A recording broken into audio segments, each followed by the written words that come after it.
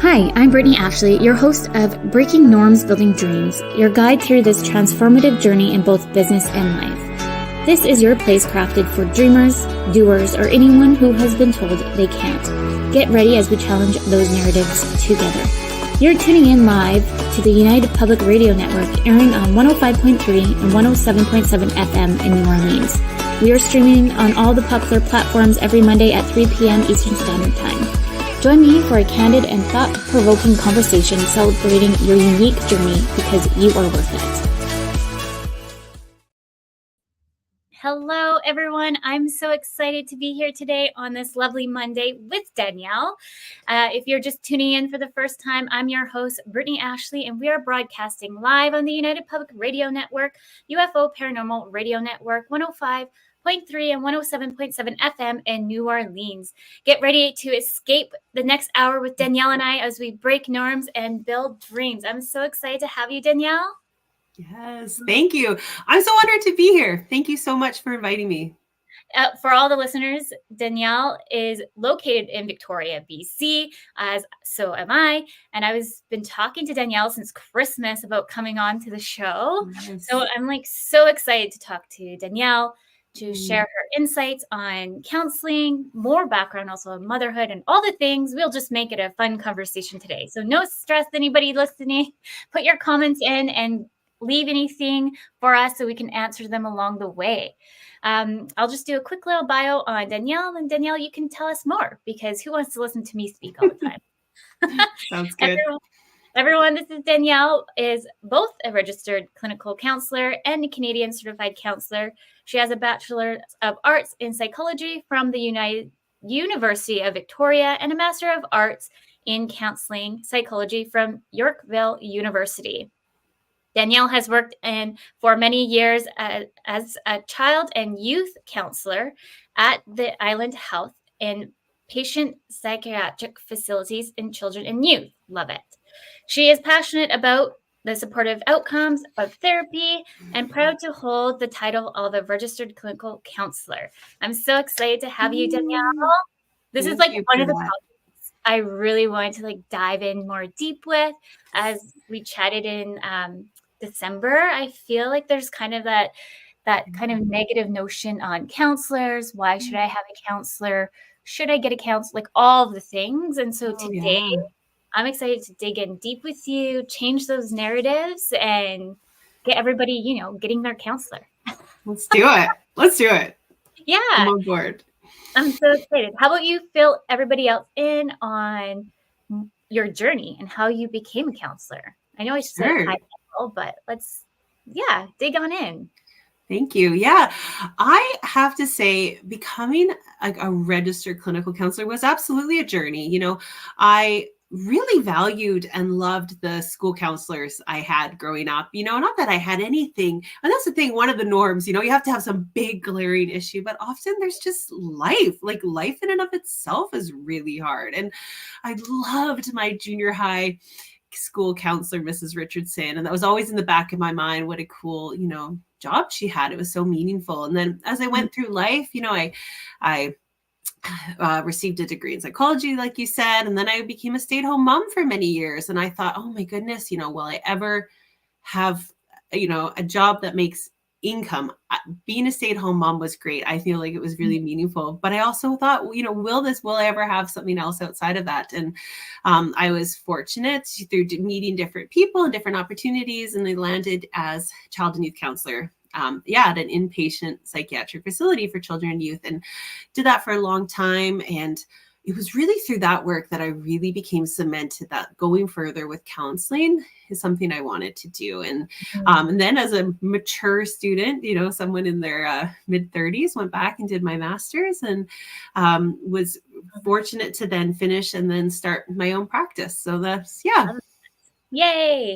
And for anyone listening, let's just highlight there, we're never too old to go back and learn and change our careers, because I find everyone there's that, sometimes that stigma around that, but really in reality, it's really, let's change our mind frame and let's be more in tap to who we want to be and the passion that we want to follow.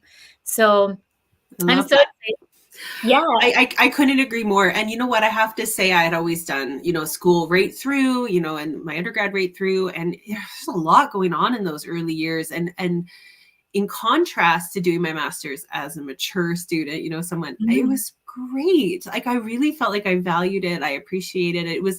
It was much more satisfying. I enjoyed it a lot more. Yeah, I love that. I find too, like when you're in college, or not college, high school, what I was trying to say. I just remember like the early years and being like, so Brittany, what do you want to do with your life? Like, I don't know. Yeah. Eat a pizza. I don't know what I want to do with my life.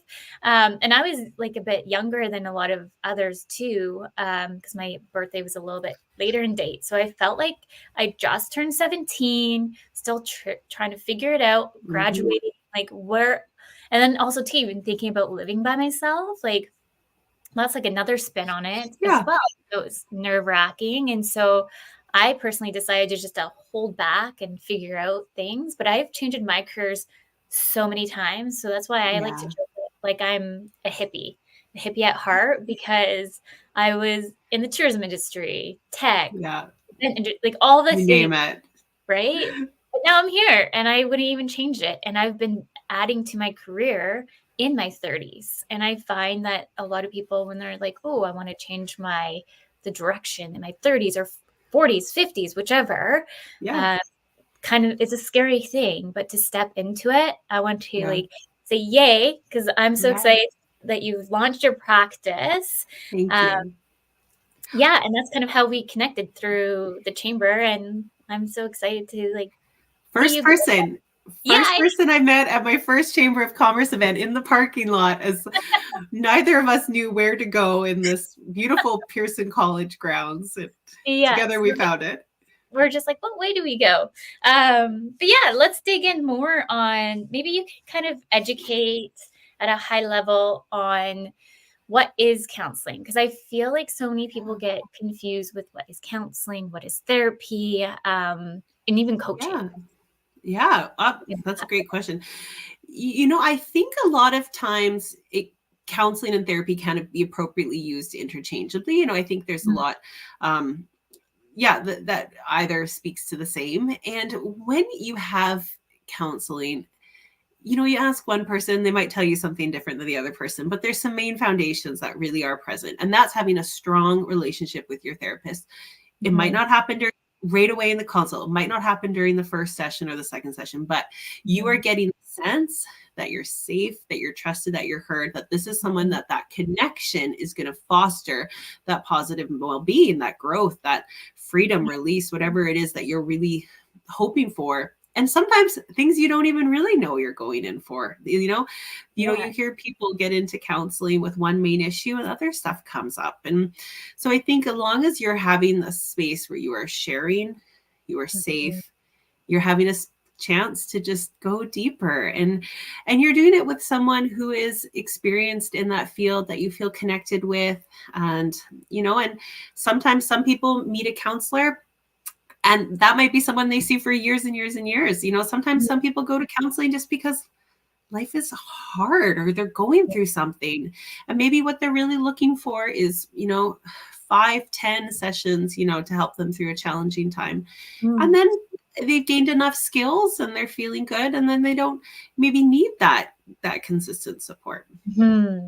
I think you and I discussed too that, because I've had counselors in the past, I've had a range of different kinds of counselors. I feel like when I was in the school setting, it felt like it was more academic in a way with the counselor than actually like having that space to talk. Even in university, actually, too, I felt like it just kept circling back to then versus the problem of why I showed up. And then there was after in one of the previous episodes, I did talk about this high level that I did go through an abusive relationship.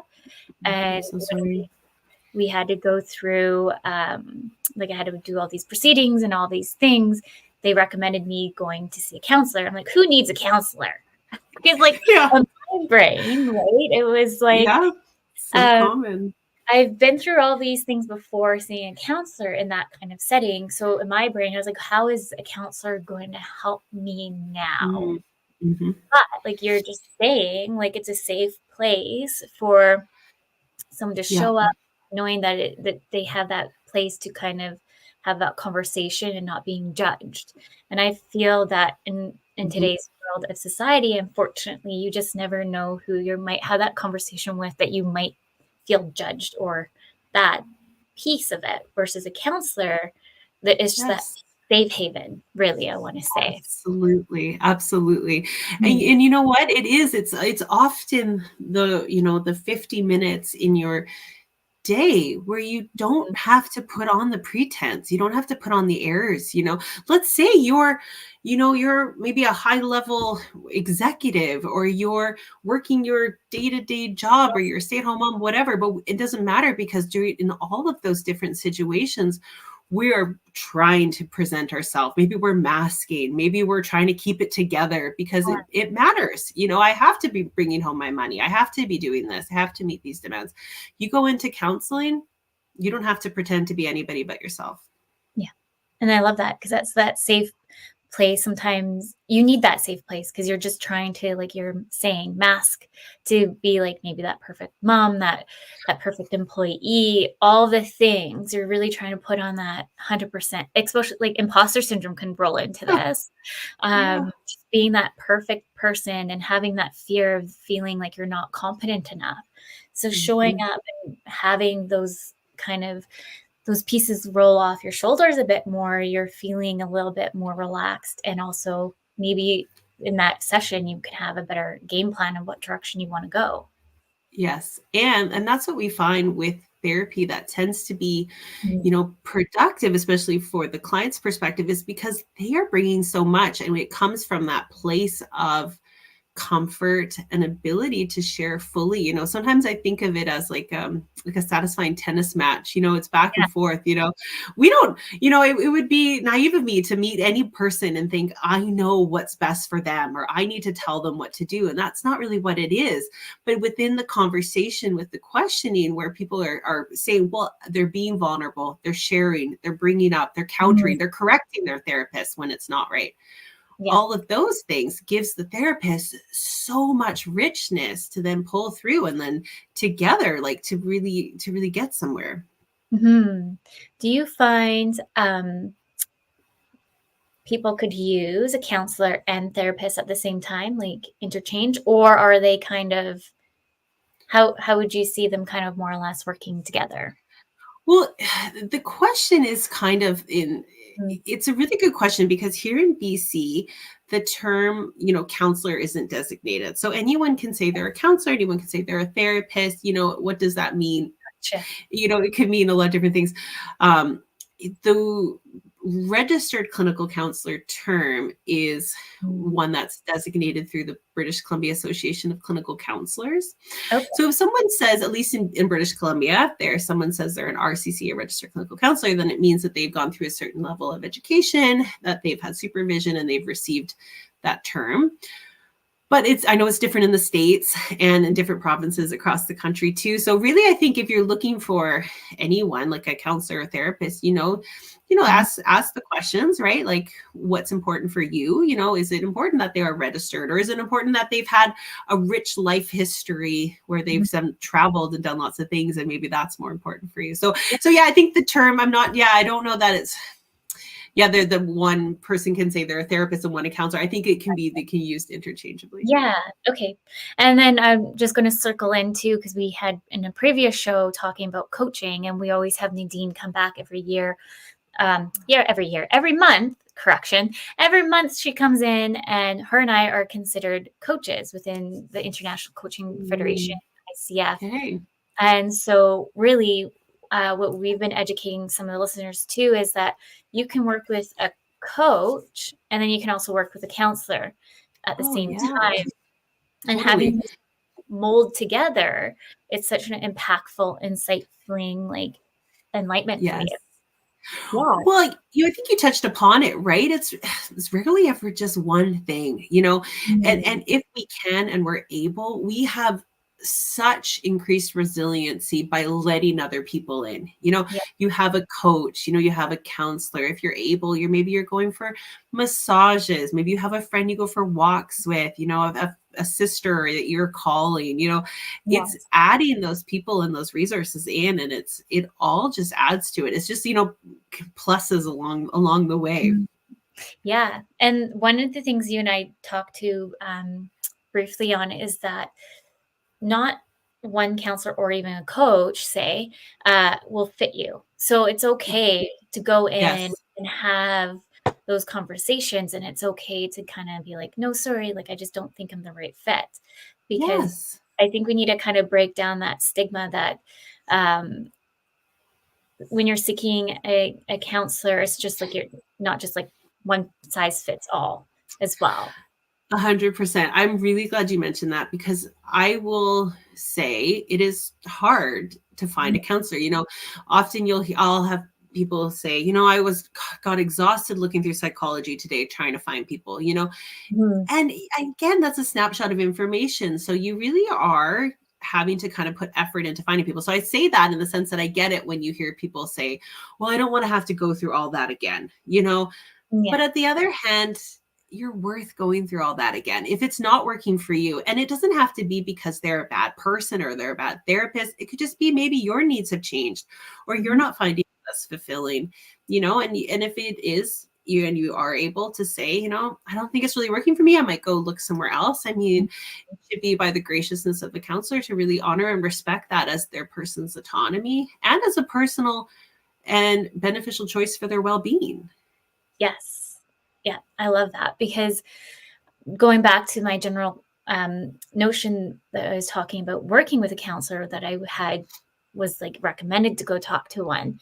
I was just kind of given one that the courts kind of assign after going through abuse. And Yeah. so it was just kind of like in a way of like, oh, I'm given this person, I Mm. must use them. And I wish, looking back on it now, that I should have asked or gone somewhere else, because I really didn't really felt Mm. connected to that person. I just felt like they were attacking me after coming after somebody, coming after Mm. the whole situation and going into a Yeah. counselor that I just felt like was attacking me. Like, I'm very soft spoken and very like quiet, and I just felt like I was Mhm. getting grilled with questions, and to me, it didn't leave like a very good taste in my mouth. And so Yeah, I with can see it, that. right? So I just felt like that's why I really wanted you on the show, is just to educate other listeners that it's okay to be like, no, sorry, you're not Mhm. for me. I'm Yeah. gonna go find somebody else. I there's this other counselor. I know she's amazing. She's been doing it forever. And I don't even think she accepts a wait list. It's full. Mhm. And she says, I'm not everyone's cup of tea. Like I Yes. have people come through, people who's, it's not the right fit. And that's the point. It's a fit, and you'll know. And as a counselor, we know too, like you can get a sense sometimes with people where it is really like, this is working very, very well.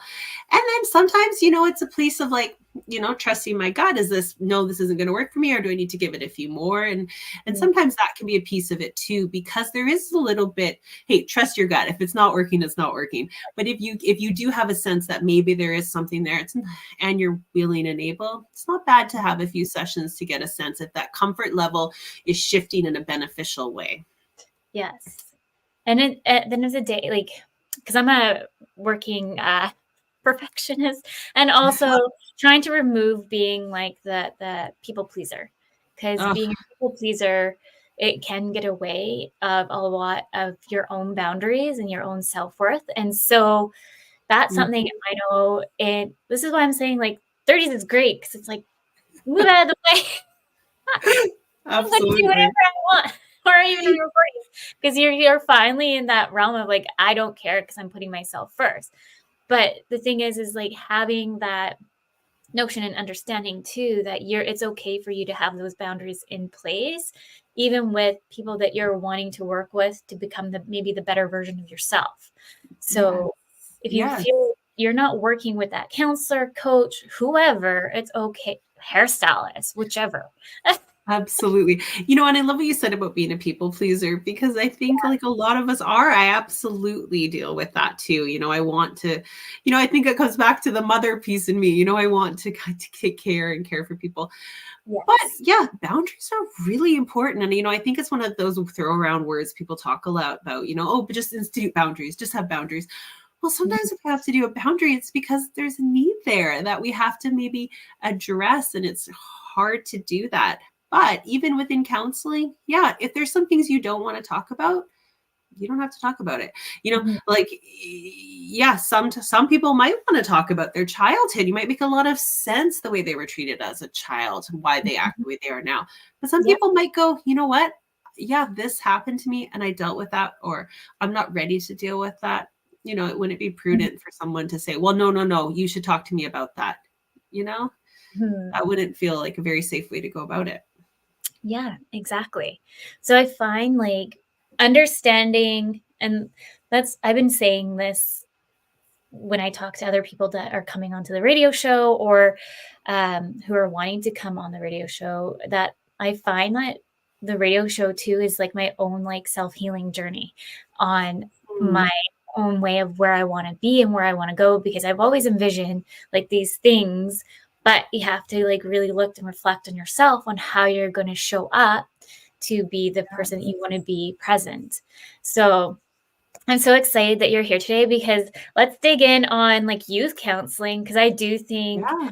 that is something that I wish I probably had. Oh, well, you know what? I feel like it's only within the last 5 or so years that just people started even talking about going to Yeah. counseling. Back when we were kids and teens. Yeah, no, I was fortunate with the counselor at my school, but I don't think I would have ever thought about going and seeing someone in the community or anything like that. It just wasn't a thing that people talked about or did. But yeah, I definitely enjoy that age group. I counsel kids, teens, adults, couples. I kind of see everybody. I'm spreading the net pretty wide. But I have to say, kids and teens, and this is broad strokes, sorry. Yes, yeah.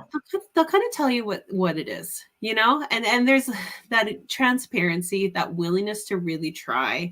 Mhm. And I find, especially with the younger generation kids and teens, it's not necessarily, let's say you have a teen who's worried about going to counseling, or a kid, it might Mhm. not look like this back and forth conversation, right? Because we have to get back to the rapport. That's the foundation of it. Does Yes. this kid feel comfortable?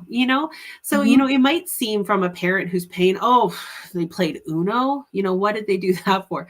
Well, Uno might be a place where they're playing a game, they're seeing how their counselor's responding to winning or losing, they're Yeah. maybe throwing out a few vulnerable little feelers, maybe Mhm. sharing a bit about that was hard, or something they don't like about their sibling. And Mhm. then as we have more and more of those interactions, it's okay. Yeah, I can actually talk Oh, about the stuff that's really bringing me down. So I would say, especially with kids and teens, you're using the same approaches, right? You're validating, you're building upon skills and resiliency. You're working and mhm. addressing attachment stuff, but you're also really being intentional about making it comfortable. And I say that to the kids, when I meet them, I say, it's actually your time and it has to work for you. Yes. No, I love that, because I feel like if you put a lot of pressure, well, it's kind of like a full thing here we're looking at. Like you want to build that safe space, and it's going to take time with kids, especially. Unfortunately, like when you say you're going to a counselor, I feel like there's still that stigma of like, oh, what's wrong Mm. with you? And it's like, well, no, actually nothing. Well, maybe there is something wrong with me, but but But it really, doesn't have to be big. yeah. You know what? I will give credit this generation who's in the university age, they are amazing pioneers for normalizing it. I really have to say, when I have them, they're so just empowered. They come in it with this attitude, like, of course I would have a counselor. Like, why wouldn't we have someone that we can reflect and be supported by?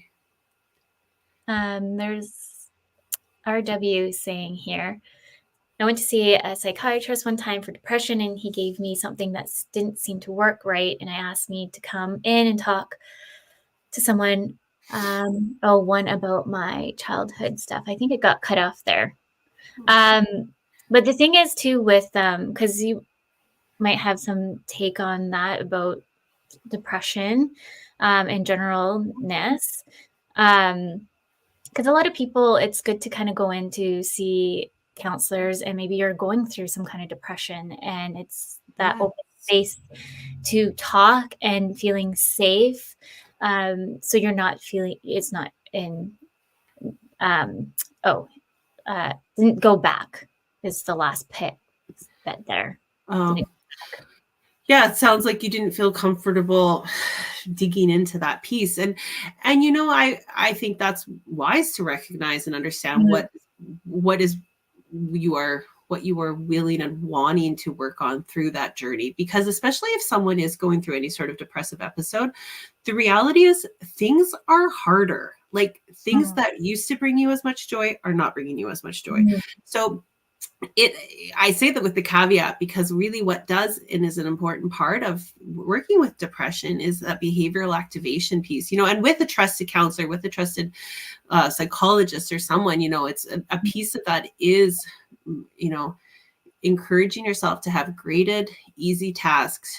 I'm Yeah. going outside, maybe I'm just going outside for 10 minutes, I'm just getting some sun, maybe I'm making my bed, Mhm. maybe I went to the grocery store. Okay. Those are the things that we're doing. And I think another piece of counseling that can be helpful is in the midst of that, you can talk yourself down and say, that's all I did. That's all I did was go get groceries. That's all I did was make my bed. 1 degree shifts. We're not looking, I often think if I wanted to be very corny, I'd put some sign up or something that Mhm. just would say, like, we're not going for perfect. We're not. I still haven't met anybody who's perfect. We're just going for better. We're going for better. We're addressing in sometimes the low hanging fruit.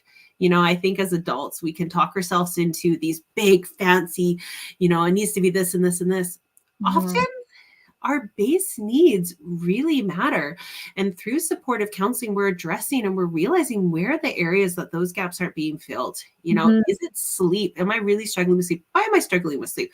Oh, I can't turn off my head. I'm thinking about all these different things that come up. Okay, let's identify that. What are some of those issues? Okay, and why at bedtime? Oh, because I haven't allowed myself any time during the day to think about it. Mhm. Okay, so how do we schedule that? How do we find a way to productively consider those thoughts then, so that come bedtime we can sleep better? So Yeah. a lot of different ways, and a lot of different ways to kind of address and Yes. come I about find finding that. I came across a TikTok, and it's just along the lines of if you're going through depression, to be open about it to maybe close. Mm, And then that person who's a close friend, instead of that person coming in asking all these questions of what they can do about it, come in a way of how to be present, then asking, throwing them more questions if they're going through that depression state of how you can just show up and be present. Maybe it's just to show up and go watch a movie with them, being like, I'm here next to mm, you. We don't have to talk, but if you need me, I'm here, without giving them more of, I they're love already kind of that. going in through that cycle, right? I can't remember. I need to Yeah. write his name and put it here so I can reference him, because he is a TikToker I always follow, and he is a clinical psychologist out in Nevada, I believe. And so, like, I always follow his stuff. I was like, yes. I'm like self-diagnosing myself. But you know what? There's some good stuff out there. There are things, and you hear, I see on social media now people talk about being overwhelmed by the noise of their small kids when their small kids are being loud and rowdy.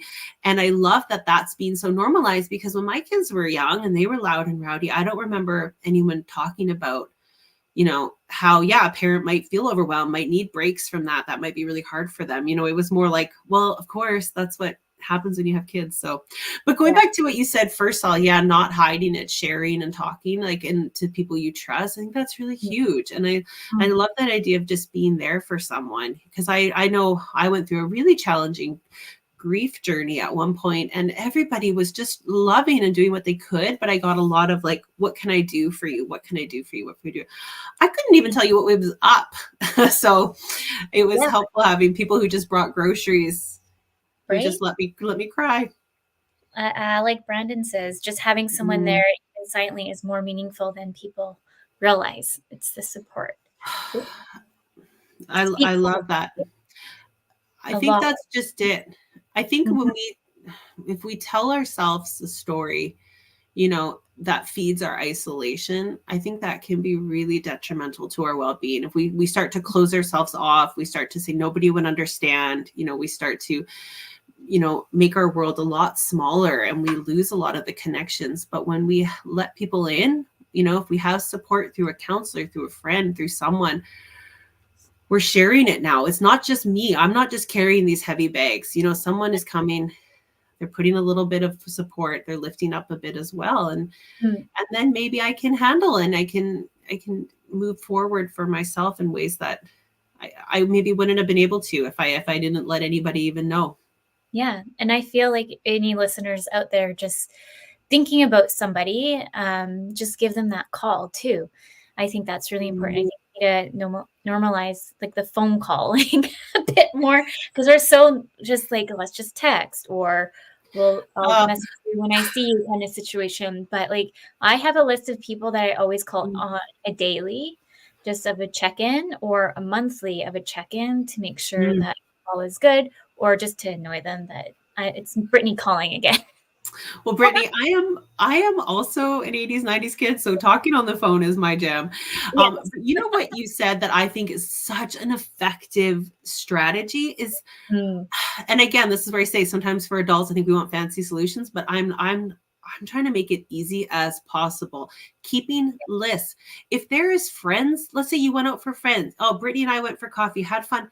Make a list of people who are fun and easy to hang out with, because I guarantee you, if you're feeling depressed and isolated and no one likes you, it's going to be really hard to think of those names.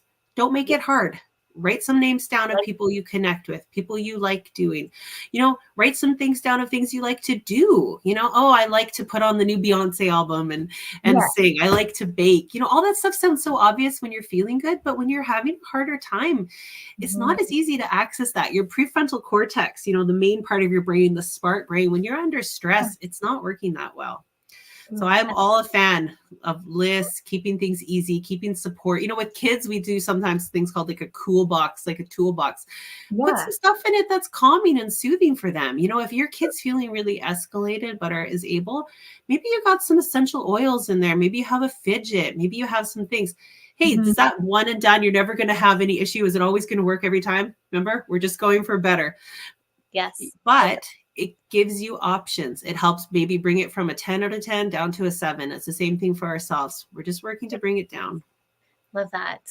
We're already almost halfway through here. So for anyone just listening, welcome to Breaking Norms, Building Dreams. We're live on the United Public Radio Network and UFO Paranormal Radio Network 105.3 and 107.7 FM in New Orleans.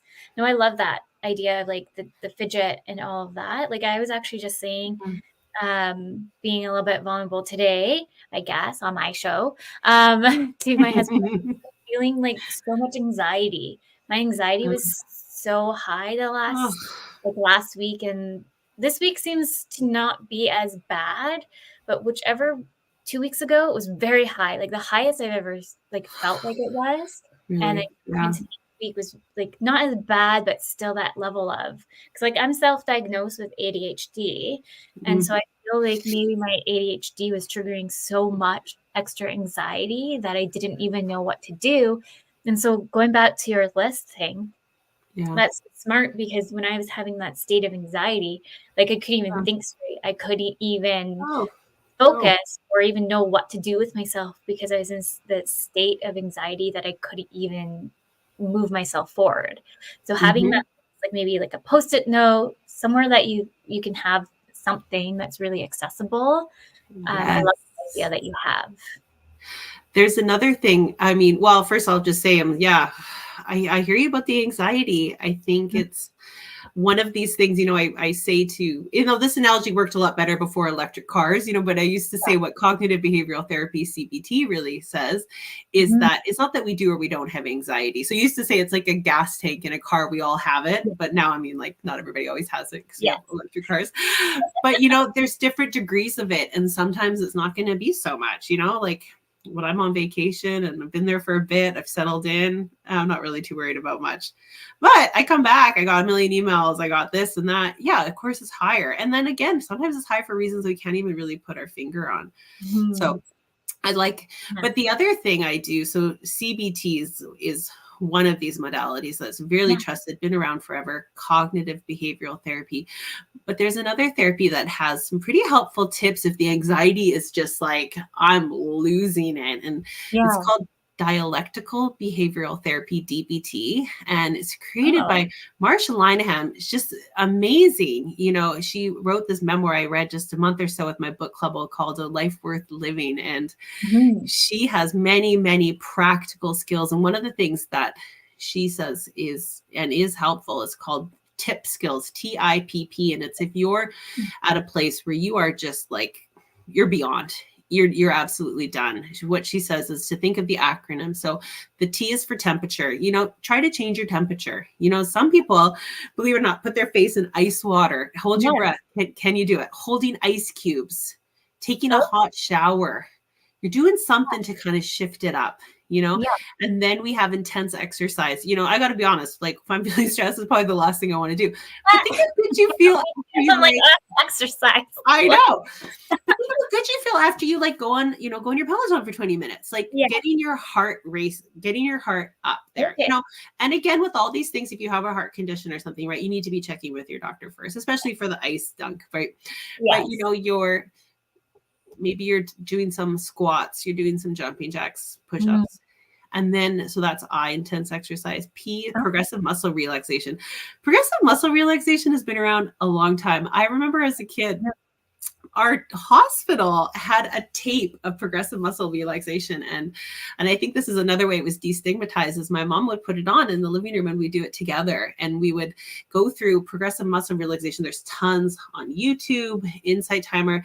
Someone will speak you through tightening, say, your feet, releasing your feet, noticing the difference, tightening your calves, tighten, release, tighten your thighs, pinch, release. And you go through up. Because how often when we're stressed, we start tensing, we start doing all of this without even realizing it. And then the last one is paced breathing. And, you know, and people will say, you know, breathing. When I first heard it, I thought, of course, breathing, whatever. But the reason that breathing works is because of the neurobiology of our amygdala. Our amygdala, the fight, flight, freeze. If we are breathing really fast, you know, it doesn't know if I'm just sitting at my computer, you know, paying bills, or if I'm being chased by a dog down the street. You know, it's all it's sensing is the fast breathing. Slowing the breathing down, doing some square breathing, in for 4, hold for 4, out for 4, hold for 4. As long as, you know, it's really, you do what works for you. Sometimes some people just breathe in and try to breathe out longer than they breathed in. So those are tip skills. Yeah. Love that. Thank you for sharing that. I find, like, I already know my breathing levels are horrendous. After working with a physiotherapist, I'm like, oh, thank you for letting me know that I don't breathe. Like within your diaphragm. Like, they're like, you don't fully proper breaths. I'm like, interesting. It's probably because I've always been in that state of fight or flight mode. So I think, so my body is just in that state of always fight mode. So the breathing mechanisms for me, like, I think I'm breathing, but I'm not. So it's just like I'm still here and there working with her, but like, it's, I've given myself a thumbs up. Good work. Good work, Brittany. You deserve that thumbs up. Just like practicing those breathing techniques, and even too, like when the anxiety is so high, is like taking that step away or even trying to figure out like what's triggering it. Yeah. Trigger point. You know, and you'll hear people talk about different grounding techniques. You know, you Google, there's lots. And that can be another thing. If I'm like in a situation where I'm in a long lineup at the bank or the passport office or something, maybe I'm starting to get stressed, or they're moving to get through me before they close. Maybe I'm just looking around. I'm trying to notice everything that's blue. Okay. Now I'm trying to see, what can I hear? How many different sounds can I hear? You know, I'm just bringing myself back in. Yeah. What do I smell? You know, what are the things I can feel? I'm Yeah. just trying to bring it down a little bit. Yes, I like that. Because even too, like talking about the lineups, like, oh, I hate lineups. Or like, Oh, that's such a thing for me. Uncontrolled lineups where people are everywhere. Oh, even, yeah, no. like I liked COVID a little bit because you knew that it was kind of empty. No one was stuck in your bubble.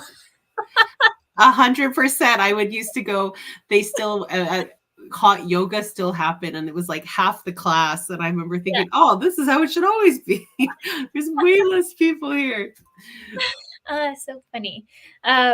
Going back to a bit of the youth counseling, I just want to swing back over there because I find that I know that we're kind of our shift in the different generations.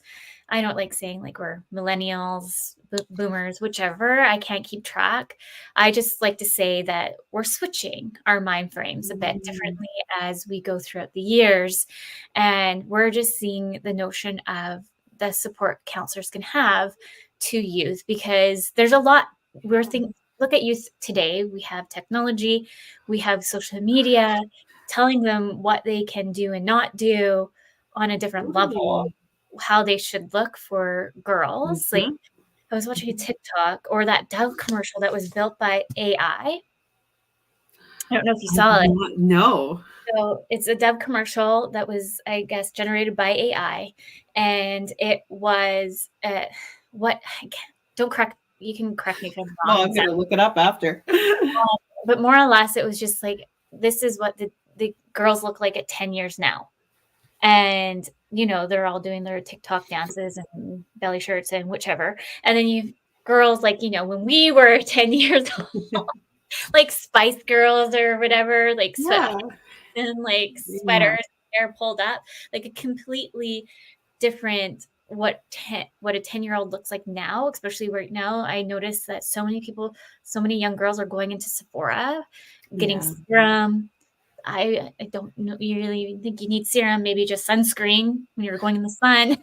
Even that, sometimes we didn't have sunscreen either. Right? Versus our like the generation before, Mhm. like we just went out in the sun and whichever.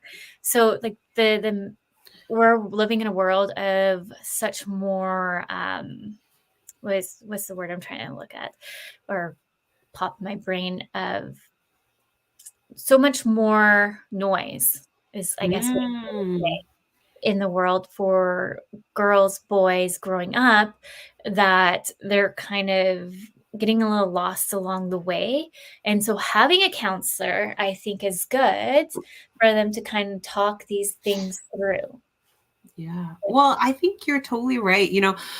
I, I would wager being a teen is never one of the easiest phases in a No. person's life. And you often hear, one generation, reflect on the next. But I think what you said is spot on. There was and there is a whole different element with screens and social media, and the easy ability to compare and to find your faults in yourself at like this, and that wasn't necessarily a thing even back when we were teenagers, and you see a lot and hear a lot of teens talk about the comparison piece, and how am I not like this, or this person likes this, or the texts and the things I was excluded from, and all those pieces just speak to a real hurt. And I think the thoughtful, and if you have a counselor and you're able, it's countering and challenging some of those thoughts, that say, oh, I need to be, 10 pounds lighter, and then I'll be prettier like my friend, and and maybe it's acknowledging that, yeah, most humans feel like they're kind of not measuring up. That's true. And let's also ask, if you did lose 10 pounds, then would it be gone? Would there be any other thing that comes up? Well, no, there probably is something else. Okay. So let's keep that with a grain of salt, right? Those insecurities are going to be there and they're going to be present. And let's validate it is a lot harder for them.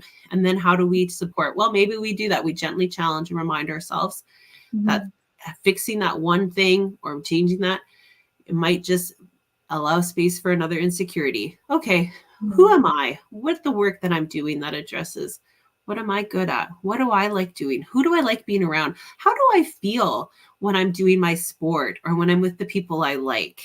Oh, Mhm. yeah, I feel pretty good about myself. I Yeah. didn't really notice that I was like super sweaty or my makeup was messy. Okay, like and working to really sort of address and understand for yourself where are those places in your life and with people and what activities where you kind of come outside of that the little circle of the social media and the comparison and the pressure, and allows you to just be present with your pets and your family. And if you're lucky enough to have some people around you that make you feel pretty good. Yeah.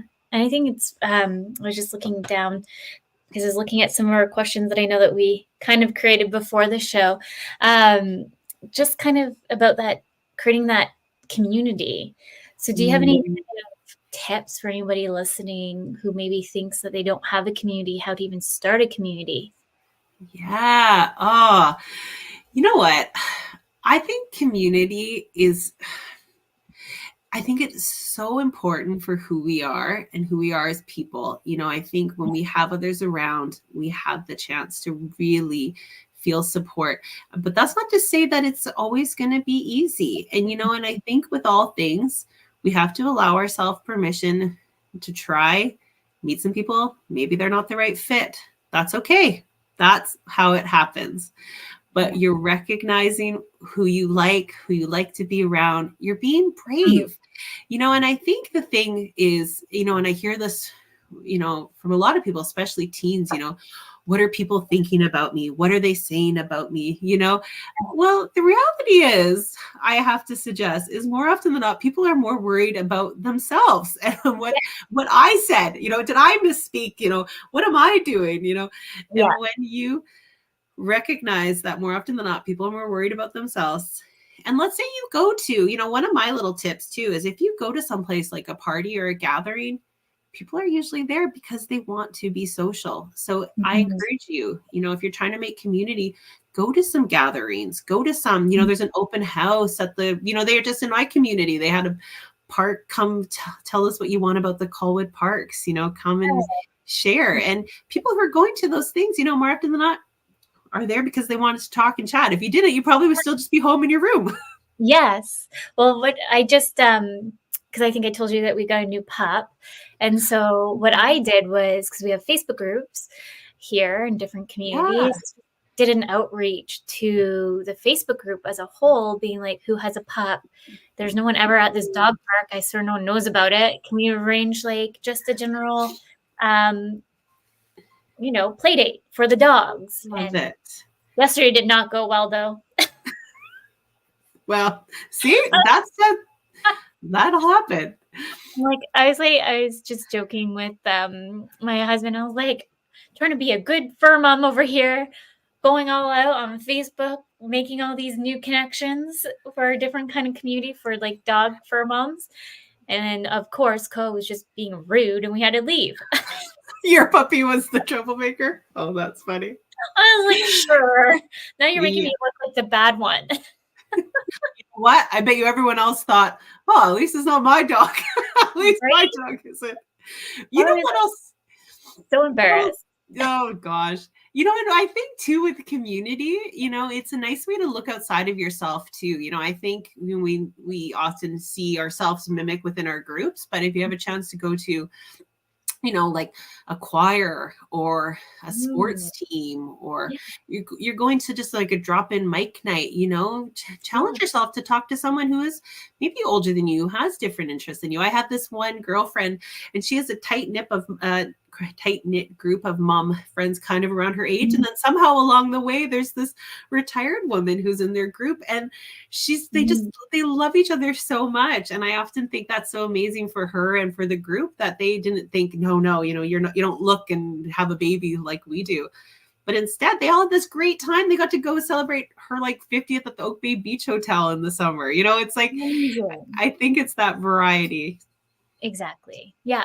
And it doesn't hurt to make a list of maybe there's things that you thought that you wish you would have wanted to do in your life and you never got a chance to do it. So look at like different kind of groups and outreach that way, different community groups, like you were Yeah. saying, and just try to push yourself. I'm like an introvert extrovert. So it takes a lot for me sometimes to go to these events or whichever, but I do, once I'm there, I'm like, okay. Challenging and recognizing. That's a big piece, right? I think our anxiety can be, it can be faulty prophetic. It'll tell us, oh no, you can't go. You'll say the wrong thing. You won't have any fun. Yeah.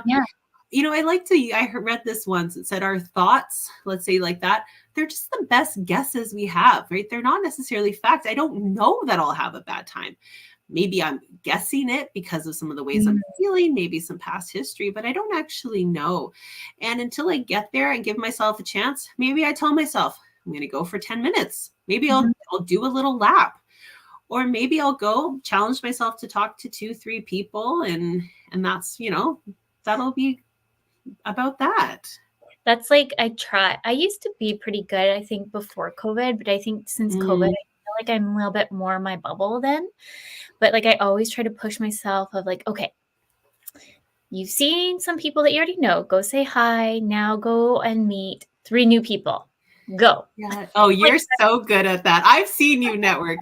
You have introduced me to so many people too, which I thought was amazing. At the Camosun College event, you were like, here, let me introduce you to these people. And you know what? And maybe that's a place of countering any sort of fear we have in that. It's like, maybe I'm going to help and connect others, right? What's my value in this? Am I going just for me to meet new people? That's fine. But maybe I'm going to introduce and help others. And that makes it a little more, maybe a little more proud of that. Yeah, 100%. And I love connecting people. Like, I'm a connector. Yeah, you're good at that. I love to connect you with, like, if you're like, Britt, I need to meet so-and-so, I'm like, I'm on it. Yeah, you're good at that.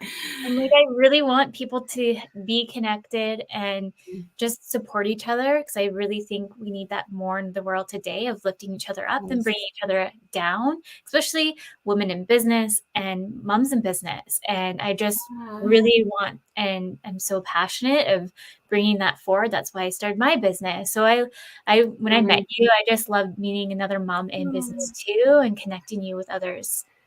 Oh, well, it meant so much to me. Nobody in my family had been a business owner. I feel like even now I'm still figuring that piece out. And then I realized, and it's the same thing I go back to with things that scare us. We have to give ourselves permission to be a learner. We have to understand and accept discomfort is going to be a part of it. And once I recognize that, okay, I'm a little less afraid of it because I know it's going to be there. And I'm trusting that with time, with connections, with different people, it will get easier. And that's the hope. Yes. And just putting yourself out there is the one step at a time. One step at a time. And that's the same thing with finding a counselor, connecting with friends, one step at a time. You might meet with a counselor and you might not want to tell them the deepest, darkest secret right away. And what I often say is that makes sense. And another thing with youth, it's sometimes, or adults or anybody, let's say you're brand new to counseling, the counselor's not going to expect that you're going to come in and know how to just perfectly share what's going on for you. It might be the first time you're really talking about it. That's okay. It's okay. And that's the thing. I feel like we as society sometimes feel like we're getting, judged, but then also that it's a test. And so if we don't say the right thing right away, we're going to, like, especially I keep self-diagnosed with ADHD, but if I don't, and perfectionist / people pleaser. So if I don't say the right thing, I'm just going to like start spiraling out of control, or I'm constantly trying to like craft that perfect sentence. So I remember having an interview. This is when I was like trying to figure out life and being a hippie of all the jobs. Hippie of all the jobs. And I remember it's like I quizzed myself, all these things. And this guy's like, okay, so what does a submarine do? I'm like, oh my God, this is not on the S. It was for the Navy. And I was like, well, the submarine, goes underwater. I don't know how. Yeah, what do you say about that? My brain was like going crazy. And he's like, he called me out on it. He's like, I'm not looking for the perfect answer. And to this date, we don't even know how deep the submarine goes. I'm like, oh. We're not looking for the perfect answer. I think we do. I think a lot of us, we live in a culture where we think it has to be perfect or it's not enough. And sometimes we do have to really show up and do have to really do a good job. But Yeah. we're also just humans, and we're all just making mistakes and kind of just Mhm. trying to do our best at the Yeah. end of the day. Like I say, I still haven't met anyone who's perfect and has it figured out, certainly not myself either. Yes. And that's a big thing, biggest takeaway too. Well, few takeaways. Hmm. One, everyone needs a counselor no matter what, just like everyone needs a coach, like I've always said. Do it. Yeah. And nobody's perfect, and No. start and really curate those communities of support to help you when you're in your lowest lows and even when you're in your highest high, Yes. so you can have those people next to you.